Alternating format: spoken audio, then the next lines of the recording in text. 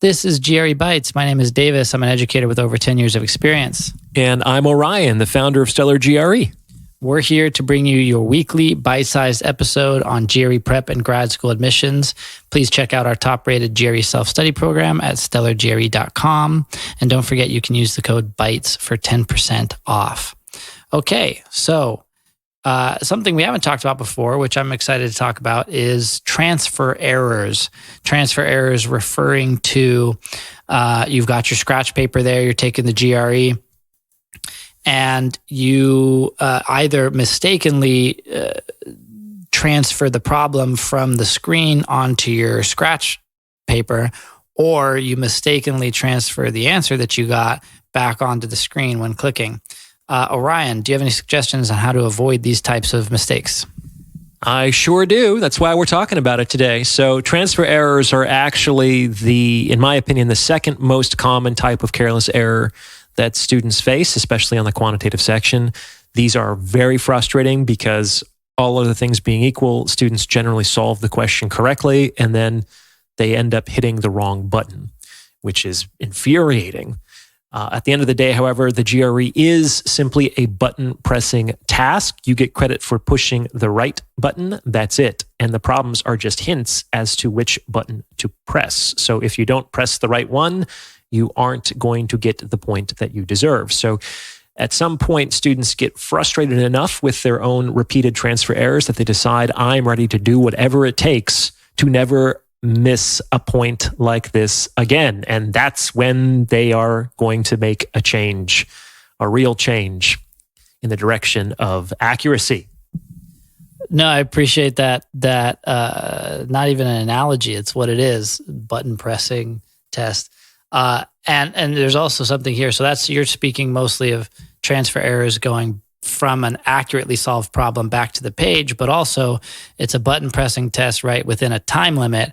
And if I mistakenly transfer the problem from the screen to my paper and then solve it correctly and then go back and I'm like, wait, my correct answer isn't even among the answer choices. There's no button for this one. Devious. So then it's a time waste. So without further ado, how do we eliminate this type of error?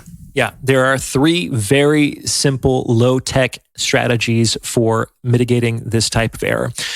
First, with respect to transfer errors where people incorrectly copy the information from the screen onto their paper, this generally happens because they switch their attention too much. They look at the screen, they look down at their page. They look up at the screen, they look down at their page. They look up at the screen, they look down at their page.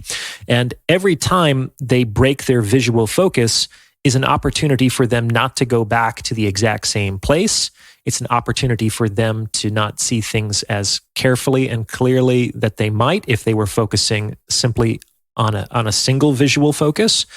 So the way to eliminate this type of error is to just look at the screen. Don't shift your attention back and forth between the screen and the scratch paper. Look at the screen and write with your hand. You can tell what you're writing while you're writing it. So you want to have an unbroken visual focus on the screen while writing with your hand. You may even consider saying what you're writing out loud, softly to yourself, to provide that extra subvocal self-talk fail-safe to make sure that the actual numbers that you're seeing are the numbers that you're writing. So far, so good? Yeah, so this is all still hint number one, low tech, which is eyes. You have them, keep them trained, and mouth, speech, say it out loud, subvocally, so you're not distracting anybody else, but so that you're registering multiple senses to ensure the accuracy of what you're writing down. You listen. That's great, Davis. You're an excellent listener. All right, here's another low-tech solution to this problem. This one solves the transfer error where you have the correct answer on your scratch paper, but you hit the wrong button. This is, again, low-tech. It's completely analog. One thing that I do, if it's a math problem, is I solve all the way to the end, and then I put a box around that number. Maybe the answer is 8. I'll put a little box around 8.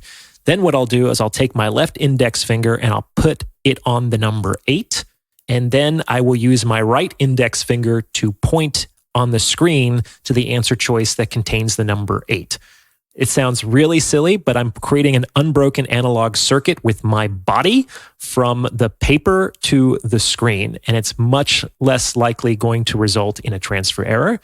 I look like a maniac when I take this test because I now realize that pretty much the main reason why I ever get a question wrong is because of my own carelessness. And so most of what I'm doing when I'm taking the test is to work against my own mindlessness, let's put it that way. So it may seem silly and unnecessary to do some of these things, but I also think it's silly and unnecessary to lose points that you otherwise deserve to get. All right. Step number 2, box it and an unbroken circuit, left index finger to right index finger, so that you know exactly what you're doing. All right. That's also low tech. All right. But you said there was 3. What's the third one? Yeah, the third one has to do with the calculator, which is a source of transfer carelessness on the quantitative section.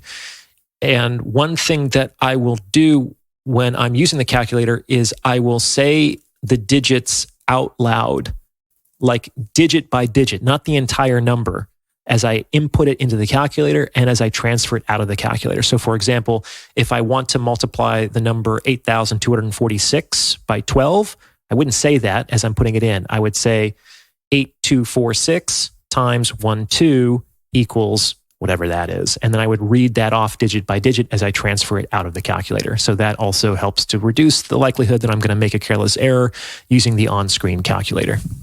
Oh, this is a comprehensive. So now we've talked about getting it off the page, getting it off the screen onto your page, getting the correct answer off the page onto the screen. But now we're talking about while you're working on your page, and there's another screen, which is your calculator, and those transfer errors from that to that. And so again, using the low-tech tool of sub-vocalization, saying it out loud as you're watching the numbers being pressed into the mini screen of the calculator, digit by digit, not as an entire chunk.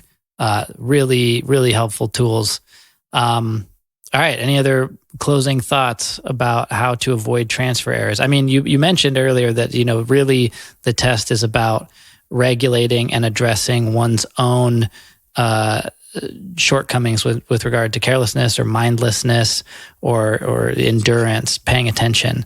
And so these are, as we said, low tech, meaning it's not some great technique. It's really just utilizing the resources we have, our senses, bringing multiple senses to bear in order so that we maintain a continuity of attention on the given task at hand. They also really shouldn't take any additional time. So we have to work with the resources that we have in the testing facility, and we have to work within the time limit. So no fail-safe should detrimentally impact your efficiency, and it should significantly influence your performance. Exactly. For example, I noticed that transfer error, there was not one of his 3 things was not to double check your work. If you do these 3 things, you can avoid the necessity to double check your work and spend that extra time or going above time, so to speak. Well, thanks everybody for tuning in. We'll be back next week for another bite-sized episode of GRE Bites. If you have any topic you'd like to discuss or any feedback on this episode or other episodes, please reach out to us. Let us know at stellargre@gmail.com. And if you're ready to take your prep to the next level, check out our top-rated GRE self-study program at stellargre.com and use the code BITES for 10% off all memberships. Talk to you guys soon.